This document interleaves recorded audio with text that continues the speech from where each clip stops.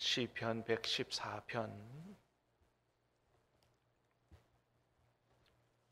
1절로 8절 마지막 절까지 말씀을 받겠습니다. 시편 114편입니다.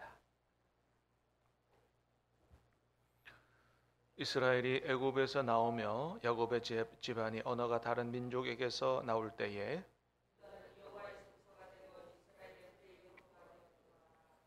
바다가 보고 도망하며 요단은 물러갔으니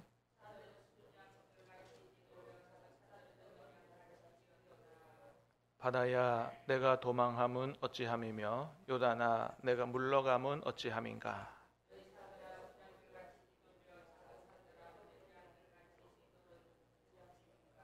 땅이여 너는 주 앞 곧 야곱의 하나님 앞에서 떨지어다. 그가 반석을 쳐서 문물이 되게 하시며 사들로 샘물이 되게 하셨도다. 아멘. 자, 오늘 말씀은 이스라엘의 출애굽의 역사를 회상하면서 그 출애굽의 역사에 하나님은 능치 못하심이 없다. 능치 못하심이 없는 하나님께 찬양하자, 이런 의미의 시라고 할 수가 있겠습니다. 자, 1절, 2절, 2절 말씀 시작. 이스라엘이 애굽에서 나오며 야곱의 집안 언어가 다른 민족에게서 나올 때에 유다는 여호와의 성소가 되고 이스라엘은 그의 영토가 되었도다. 아멘. 자, 이스라엘이 애굽에서 나오며 출애굽이죠. 야곱의 집안이 언어가 다른 민족에게서 나올 때, 이스라엘이 이제 야곱의 후예들로 이루어진 거죠. 애굽에서 나올 때 유다는 여호와의 성소가 되고 이스라엘은 그의 영토가 되었도다. 그러니까 이런 말은 뭐냐 하면, 한마디로 말하면 하나님께서 이스라엘 백성이 출애굽할 때 하나님이 어디 계셨다고 말씀하시는 거예요. 이스라엘 중에 함께 계셨다, 이걸 말씀하는 겁니다. 하늘에 계신 게 아니라 하나님이 이 땅에 내려오셔가지고 유다가 여호와의 성소가 됐다. 하나님이 계시고 하나님이 경배를 받으시는 곳이 성소잖아요. 그 성소가 하늘이 아니고 유다가 됐다. 이스라엘이 그 영토가 됐다. 하나님이 그들과 함께 하셨다라고 하는 거죠. 여러분, 우리 하나님은 어떤 하나님이시라고요? 어제도 봤지만 하늘 위에 계셔서 우리의 예배만 또 예물만 받으시는 분이 아니고 친히 낮추사 하나님 백성들과 함께 하시고 그들의 형편을 돌아보시고 도우시고 채우시는 분이다. 그렇습니다. 오늘도 하나님께서 우리와 함께 계시는 줄로 믿습니다. 약속이잖아요. 볼지어다 내가 세상 끝날까지 항상 너희와 함께 있으리라. 그렇습니다. 그래서 우리 예수님의 별명이 뭐예요? 임마누엘.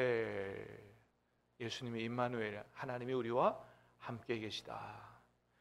여러분, 주님 다시 만날 때까지 인생을 살아가면서 항상 임마누엘의 하나님, 임마누엘의 주님을 기억하고 살아가시기를 주님의 이름으로 축복합니다. 그렇게만 살아갈 수 있다면 우리를 어떠한 어려움도 다 이겨낼 수 있을 거예요. 그런데 우리의 좀 문제가 뭐냐 하면, 예배 드리고 설교 들을 때 아멘 하지만 실제로 내가 큰 어려움을 당하면 그냥 흔들리고 막 이럴 경우가 있어요.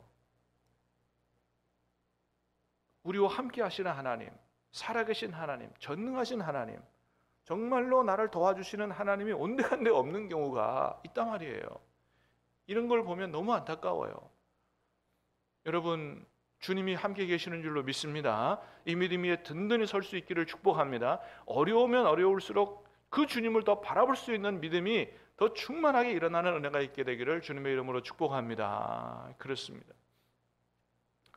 그래서 창조주 하나님이신데, 그분이 능치 못하시는 하나님인데, 오늘 말씀에 보면 길을 만드시는 하나님이신데, 걱정할 게 없다 이거예요. 오히려 그 어려운 환경이 변하여 살아계신 하나님, 우리 하나님의 능력을 체험하는 은혜의 계기가 될 줄로 믿습니다. 그래서 더 신앙이 한층 더 성장하고 더 하나님 앞에 가까이 가고 더 하나님을 찬양하고 이런 은혜의 시간들이 된다는 거죠. 그게 이스라엘 역사예요. 그게 오늘 본문에서 그걸 잘 보여주죠.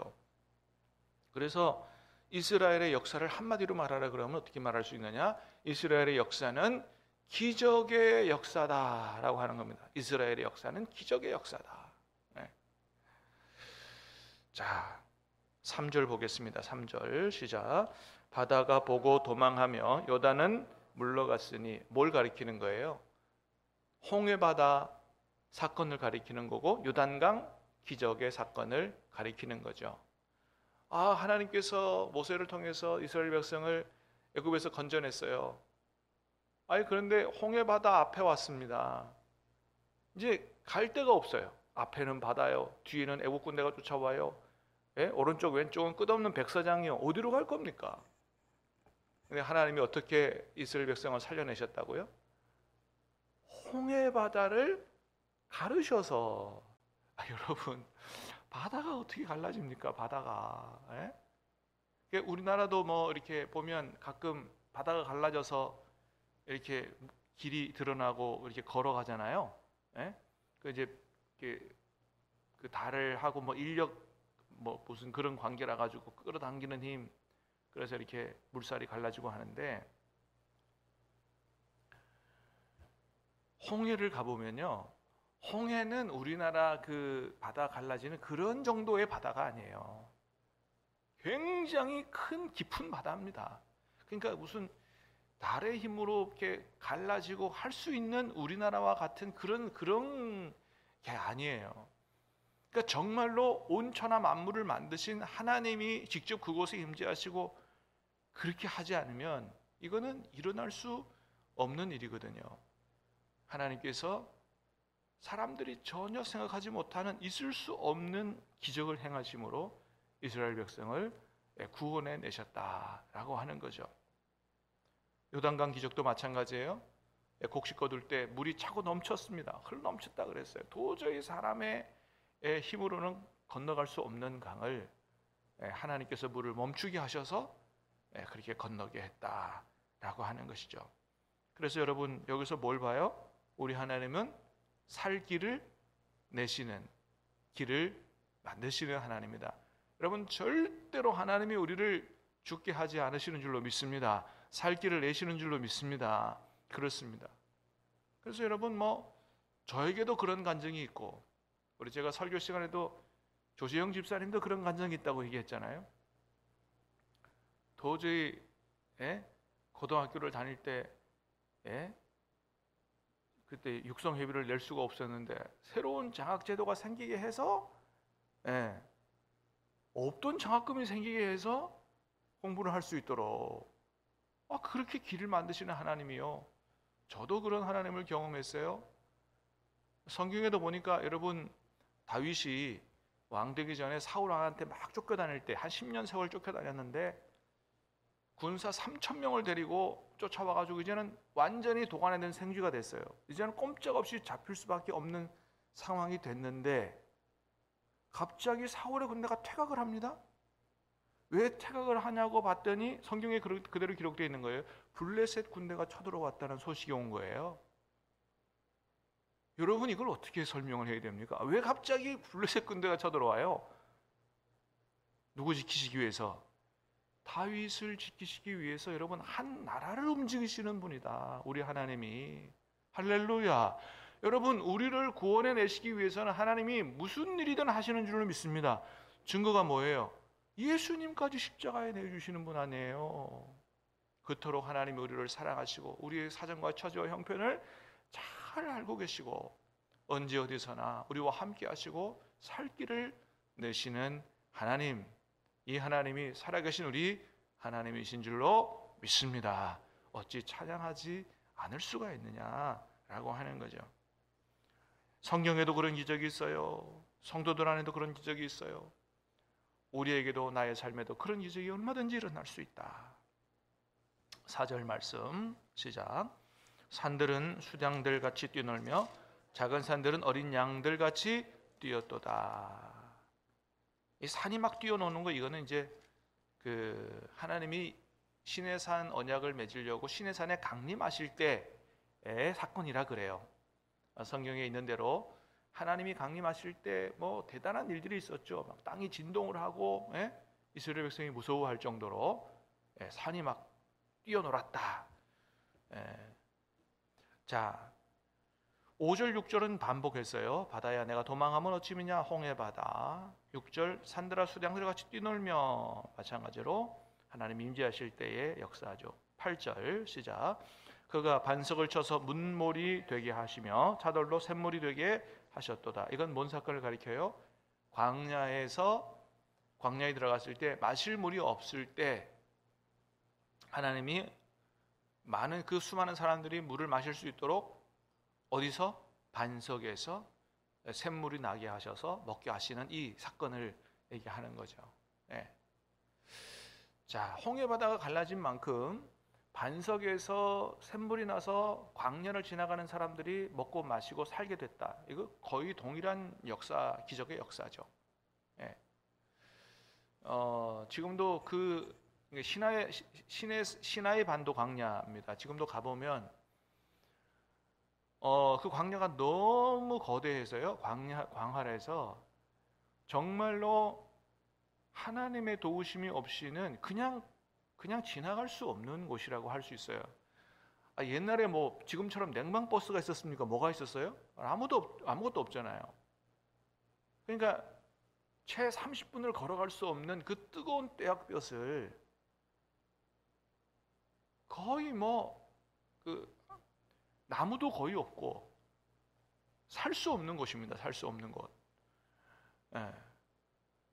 그런데 하나님이 그 이스라엘의 역사잖아요. 그 광야를 무사히 다 지나가게 하셨습니다. 자, 성경에서 어떻게 지나가게 하셨다고 기록하고 있어요? 낮에 너무 뜨거울까봐 구름 기둥으로. 희한하게요. 구름 밑에만 들어가면요, 그늘 밑에만 들어가면 굉장히 시원해요. 그 다음에 밤에는 불기둥으로. 왜 그래요? 굉장히 춥습니다. 5월달에 갔는데 4월달 5월달에 갔는데도 파카 입었어요. 밤에 너무 추워가지고 시내선 올라갈 때 파카 다 갖고 이 세상에 지금 봄인데 무슨 파카냐. 가보면 알아요. 너무너무 춥습니다. 일교차가 너무너무 심해요. 그래서 그때 무슨 호텔이 있어요, 무슨 뭐 여관이 있어요? 아무것도 없어요. 그러니까 그 햇빛을, 그 추위를 그냥 맞으며 지나가야 되는데 하나님이 불과 구름 기둥으로 가려주시고 보호해주시고 인도하지 않았으면 절대로 갈 수 없는 곳, 길도 없습니다. 누가 사람이 지나가는 길이 있어야 되죠. 하나님이 인도하시는 거예요. 그걸 보시고. 그랬기 때문에 이스라엘 백성이 출애굽 이후에 그 광야를 무사히 통과해서 가나안 땅에 간 거거든요. 이건 팩트입니다. 팩트. 이스라엘 역사에 그대로 있는 얘기예요. 하나님적 도움이 없었으면 절대로 일어날 수 없는 일들이 이스라엘 역사에 있었다. 하나님이 저와 여러분의 앞날을 그렇게 보호하시고 공급하시고 하나님이 선하게 인도하시는 줄로 믿습니다.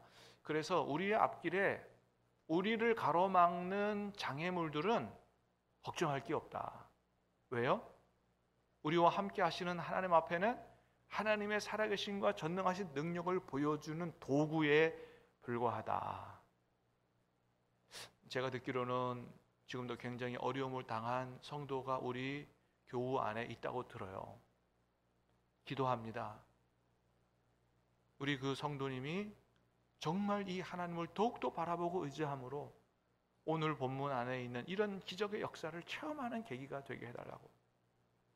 그래서 더 하나님께로 가까이 가고 더 하나님을 찬양할 수 있는 이런 삶을 살게 해달라고 기도합니다. 누구라고 얘기하지 않지만 여러분 기도할 때 기도해 주시기를 바랍니다. 돌이켜보면 우리의 역사도 하나님의 은혜와 기적의 역사였다는 것을 고백하고 오늘 이 아침 기도하며 이 시인처럼 하나님 앞에 고백하며 찬양하는 하나님을 영화롭게 해드릴 수 있는 복된 아침 될 수 있기를 주님의 이름으로 축복합니다. 기도하겠습니다. 하나님